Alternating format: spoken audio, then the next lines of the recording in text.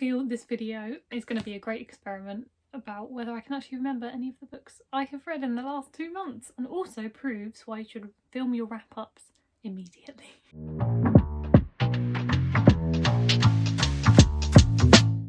Hello, welcome to Amy's Bookshelf. I'm going to do today a wrap up for March and April because I never did one in March, and so I have combined them. I didn't actually read as much in April as I had done in all the previous months, so it's probably a good month to combine. I have all of the books here. Well, I'll be doing the physical ones first, and then there are 3 at the end which either I don't have anymore because I borrowed them or because they were ebooks, so I'll get to them later. But yeah, without further ado, I'll get started. If I have written a review about any of the books that I speak about, then I'll leave it in the description below, and otherwise I'll just give you a little summary of what I thought, and let me know if you've read any of them as well and what you thought, and then we can have a chat. Okay, actually I've already changed my mind. I'm not going to wait and do them at the end. I'm going to do them all in order because obviously I'm doing 2 months worth, so I want to show you what I read in March and what I read in April. So the first book I'm starting with I don't have. I'll put a picture here. It is Monday's Not Coming by Tiffany D. Jackson. This was lent to me by my friend Ben. Thank you, Ben. And I am so glad I finally read it. I had heard really good things about this. I've heard a lot of good things about Tiffany D. Jackson books in general, and I know that she writes horror. Not solely, but she does write horror, which is a genre I can't read, so I was a little bit nervous, and I knew that Monday's Not Coming was a thriller, so that I should be fine with it. So I was very glad to finally get a copy, and yeah, like I said, really glad that I finally read it because it was incredible. So the premise is literally the protagonist is a high school student and her best friend Monday goes missing, and it's basically just, where's Monday gone? And it was really fascinating because the perspective obviously was from a child, and you sort of, the more you go through the book, the more you realise she's a little bit of an unreliable narrator for various reasons, but also it was just so interesting to see how the plot developed. One criticism I had, this was easily a 5-star book for me, and I'm not going to change my rating, but one criticism I did have, and actually Ben did agree with me on this, is that the timeline, the way it jumps around, is really messy.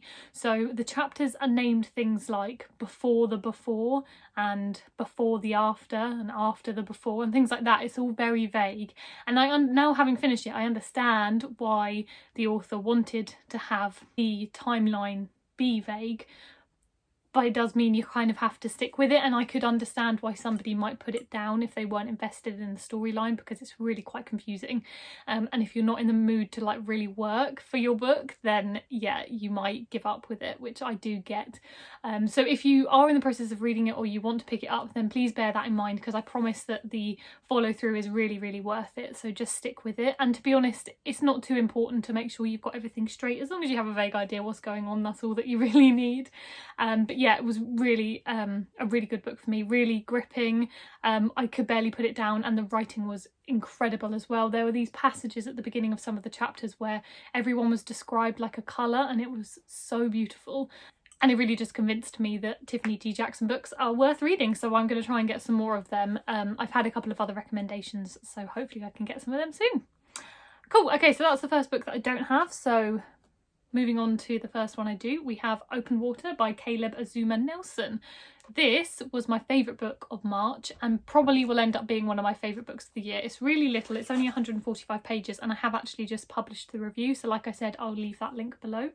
When I initially spoke about this book, one way I described it, which I really still believe, is this did everything that I wanted normal people to do that for me just didn't do. So I didn't really like normal people, I couldn't gel with it, I didn't get it, I was a bit bored. This was just beautiful and poetic, and it was a proper slow burn, but I thought the payoff was really worth it.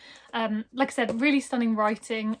It is a bit of an acquired taste because it's written in second person, the protagonists are unnamed, and like I said, it is very poetic, so it's not grounded in much plot, but for me I just thought it was really beautiful, and I think it's definitely worth the read. Then we have The House in the Cerulean Sea by TJ Klune. This was part of my 5 5-star prediction video, which I'll link here, and it was definitely a 5-star read. I won't talk about it too much because there are a lot of conversations that have been going on online about this book and how it is somewhat problematic because of the source material it was allegedly pulled from, and so I don't really want to give it too much of a platform. It's already got so much popularity, I don't really need to add to that, but for me, I really did enjoy it and I thought it was a really wholesome and lovely book, and I'll continue to read up about the problems that some readers find with the book and with the author and his decision to create the plot how he did. But yeah, like I said, it was a 5-star read for me and I did really enjoy it and I understood the hype.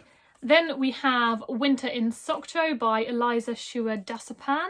This is a French translation and is set in South Korea in a town called Sokcho, which is on the border of North Korea.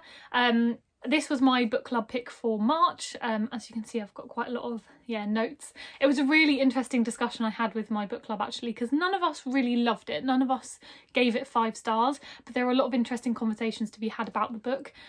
So the premise of it is that again, this actually has an unnamed protagonist.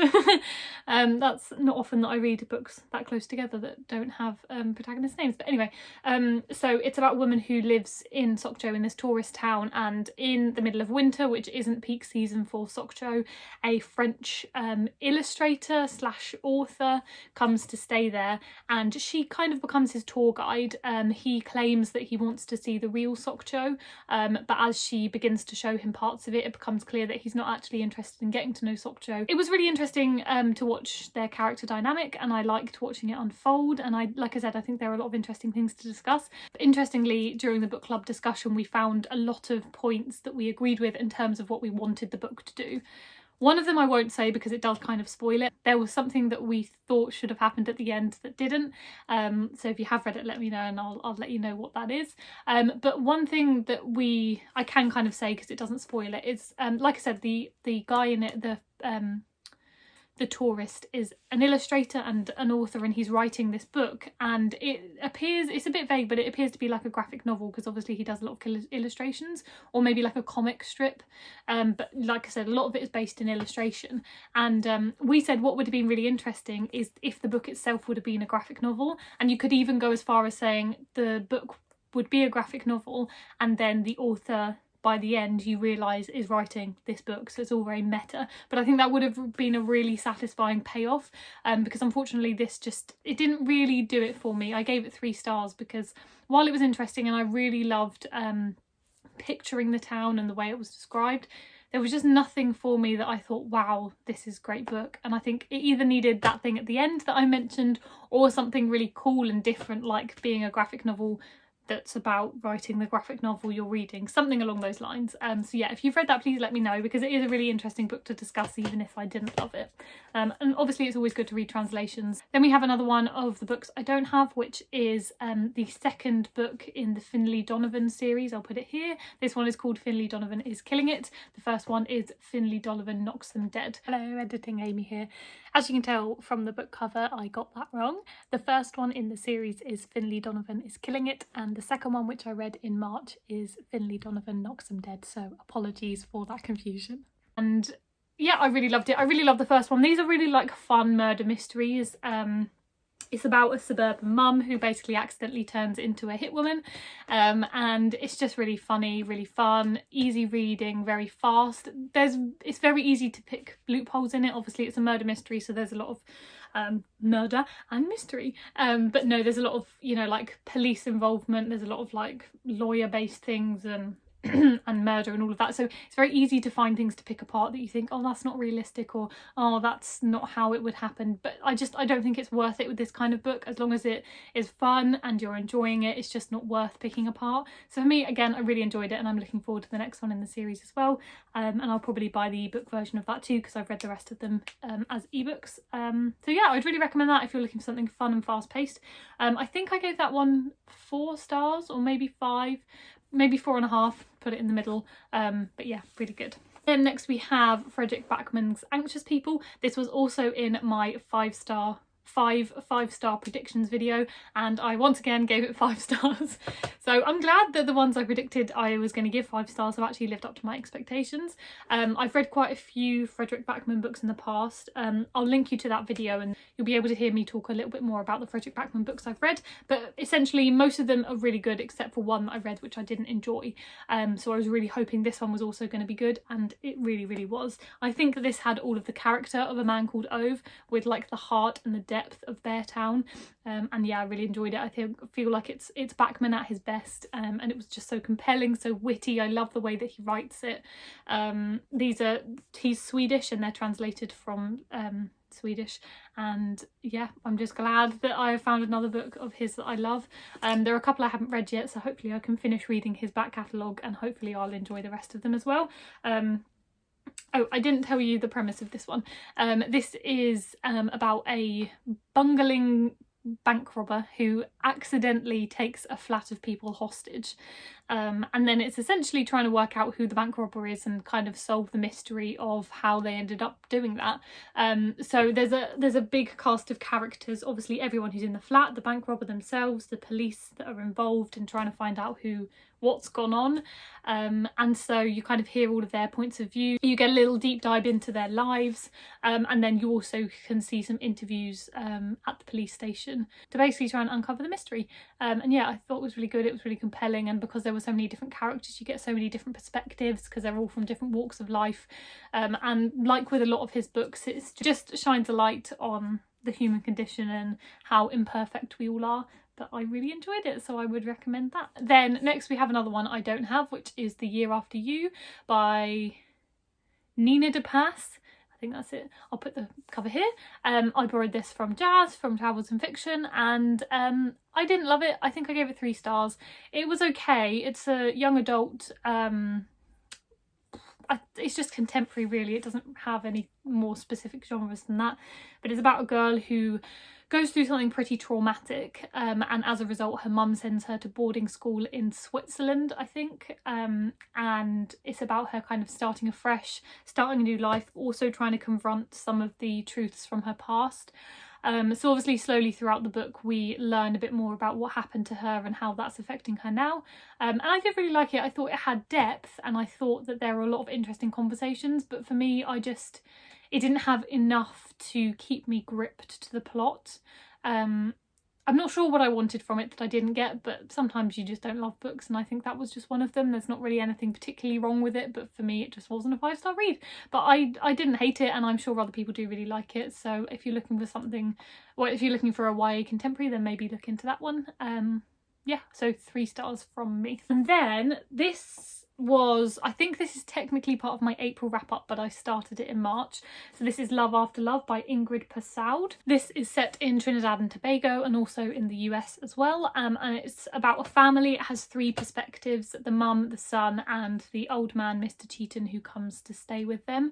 And it was an interesting one because probably for the first, or for like 80% of it, it was like a 3-star read. I didn't hate it, I didn't love it. It hasn't got speech marks, so I felt like I was having to work a little bit to make sure I was taking everything in, but you do get used to the lack of speech marks quite quickly. I liked how the characters were presented. I thought it was very kind of compelling and interesting, but it just didn't have anything in it that I could really get my teeth stuck into. Then something happens about 80% of the way through and I did up it to 4 stars. Yeah, it was a really interesting book. Like I said, 3 characters, and it's basically about how the dynamic between the 3 of them, it's set over the course of a few years, and the son and the mum fall out, and the son moves to America. So it's about their strained relationship, and also about Mr. Cheaton being a substitute father figure for the son, and so about, like I said, all of their dynamics, as well as them individually and the things that they're struggling with and having to deal with. Also it says a lot about immigration and racism and the experiences that people have when moving from a country like Trinidad and Tobago to the US. So yeah, like I said, a lot of very interesting themes, and there is that event 80% of the way through that I felt made it worth it, so I would recommend this one. 4 stars if I didn't say already. And now we're definitely into April. This was my second reread of the year, and that is The Fault in Our Stars by John Green. There are a few books I want to read this year just to make sure that I still really like them, and this was one of them. And very easily still love it. I cried at the end despite the fact I've read this multiple times and seen the film multiple times, and I know what's coming, and it's still really sad. But yeah, this will always be a novel that I feel is very close to my heart. I read it when just before I went to university, I think, and that was really when I started reading as prolifically as I do now. I didn't really read much when I was a kid, so I only fell in love with it at the end of school and when I went to university. So this is definitely one of like my early day books, so it feels very nostalgic, and yeah, I still really love it, and in a few years I'll probably reread it again. So if by some miracle you haven't read this book yet, I would really recommend it, especially if you want like a YA romance, something to pull at your heartstrings, but with really good dialogue and writing as well. Then we have Susanna Clarke's Piranesi. Now, I don't need to say much about this because I actually did an entire reading vlog on this. I'll link it up here. But yeah, this was such an interesting book because it just does not go in the direction you expect it to. Going into this, I'd heard a lot about how good it is, and how reading the blurb, you have no idea what it's about, but you just go into it anyway and hope for the best, and it does surprise you in the best way. And I did enjoy it. I gave it 4 stars, and I do think it was really interesting, but what you'll see in my reading vlog is that I thought it was going to take a few directions that it didn't end up taking, and I wonder whether I would have enjoyed it more and given it 5 stars had it gone in one of those directions. But it is a really interesting book. It's not too long, so if you get a chance I would recommend reading it because it's definitely unlike anything I've ever read before. Honestly, I would try and give you the premise, but it's kind of really difficult. I would just recommend you watch my reading vlog, because that gives you a little bit more information. And if you have read it, please let me know what you thought, because I want to talk to more people about Piranesi. And one other thing I say in that vlog is I think it would make an incredible film, so hopefully it will get picked up by somebody. And then the only non-fiction apparently that I read the last 2 months was Anne Boyer's The Undying. This won the Pulitzer Prize in, I think, 2020. And it is basically an account of a woman who is diagnosed with breast cancer when she's in her 40s, and her story, and her thoughts on the medical state of the US and also what it's like to have cancer. So I've read quite a few medical memoirs, and it's one of my favourite genres, like subgenres of non-fiction. But what was really interesting about this was that it wasn't like a take-by-take account of someone's experience with cancer. I've read a few books, for example Rachel Gotto's Flying on the Inside, that is about someone who has a brain tumour, I think, from what I can remember, and it basically just takes us through her journey, how she's diagnosed, what happens after she's diagnosed, her treatment, etc, etc. This is not like that at all, and in fact there's very little account of Anne Boyer's actual experience with breast cancer. What it more does is comment on the state of the world, I suppose, and what it's like for people experiencing cancer, especially in the US where you have to pay for so much of your medical treatment. And there are some really dark moments in it where she talks about how patients, for example, are enrolled in clinical trials and it's like a last hope for them. They spend all of their money on it, and then it turns out that it was all just a farce because the people who created the drug or the people who researched it were either lying or fabricated results in order to get this drug on the market, and it's basically so they can make money from it. And obviously the patients at the end who are then taking it end up either dying from the treatment or obviously just not getting any better. And it's really quite sad to think that, you know, you're diagnosed with such a horrible disease and that's not the worst of it. There's still worse to come after that. So yeah, there were definitely moments which were quite difficult to read, but I do think it was really interesting, firstly for the fact that it wasn't like any other medical memoir I've read, and also just because there's so much information to take in. Presumably, obviously it's very well researched, so she's not only looked into all of the information, but she's also got a first-hand experience of living with cancer and being treated for it. So yeah, if you are into medical memoirs or you want to read that, then I would recommend it. And obviously it won the Pulitzer, so other people obviously think it's good as well. I think I gave it 4 stars in the end. It's probably more like 4.5.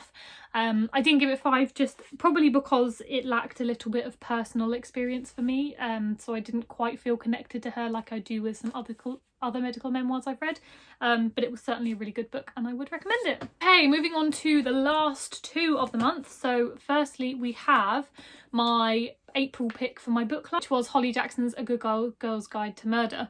This was brilliant. This is a YA thriller about a high school student who decides to solve the case of a murder that happened 5 years previous. So the student is called Pippa, and it's basically she, for a school project, which to be honest is questionable, but that doesn't really matter, decides that a murder that happened 5 years previous, where a student went missing, and then her boyfriend was presumed to be the killer, and then a few days later it was found that he had killed himself.